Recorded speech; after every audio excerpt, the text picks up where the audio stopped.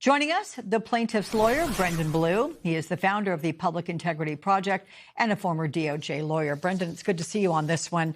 The White House, it says your lawsuit is baseless. Here's their quote. This is an obstructionist, baseless, and dilatory lawsuit brought simply to prevent President Trump from hosting what will undoubtedly go down as one of the most historic sporting events in our nation's history during our semi-quincentennial celebration. Say that 5 times fast.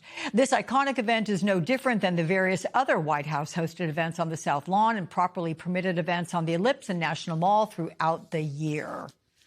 What is your response to that? And what is the basis of your lawsuit? This is not about a sporting event. It's about corruption. So what's going on here is a private event organized by a company allied to the president, TKO, is standing to make an enormous amount of money, as is the president himself. The UFC is selling individual sponsorship packages for $1 million to $1.5 million per person. On top of that, exclusive streaming rights for the title card are going to Paramount, a close ally of the president, and ads for companies like Crypto.com and others can play at the White House and potentially even at the Lincoln Memorial. You add on top of that that President Trump has recently bought stock in UFC's parent company, means that this is an opportunity not to celebrate America, but for the president and his allies to enrich himself. So that's what's motivating this suit. If you want to have an event on the White House lawn, if you want to have an event at the Lincoln Memorial, that's not a problem. The problem here is when you have private companies and private people profiting from the use of our national monuments. And beyond that, we've learned they're selling souvenir gold and silver coins. They've been branded as official Trump UFC Freedom 250 medallions ahead of the fight. Prices for those range from $250 to $12,000. They are being marketed as officially designed by President Trump, and part of the profit is expected to go to the president's licensing company. And then the day before the match, that top super PAC backed by President Trump, to your point, set to hold the $1 million per person fundraiser.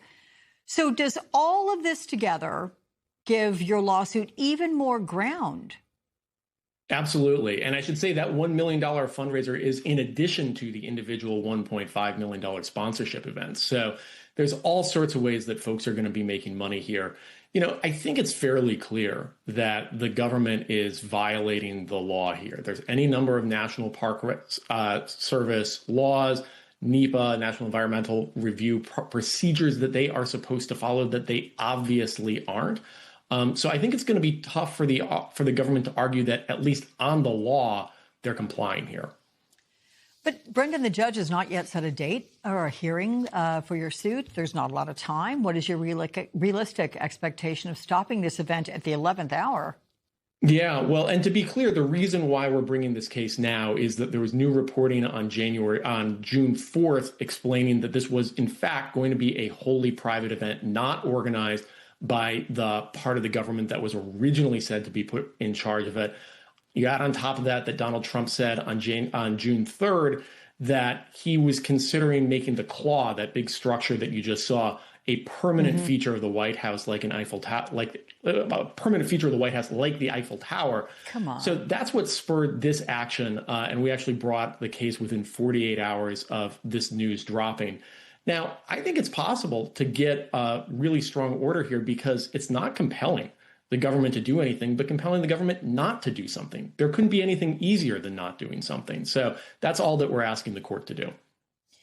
Brendan, is there a definition of success for you that allows the actual match to go forward, for the event to be held, but somehow to curb the financial flow of money, either to Donald Trump privately, any of his entities? What about to Paramount?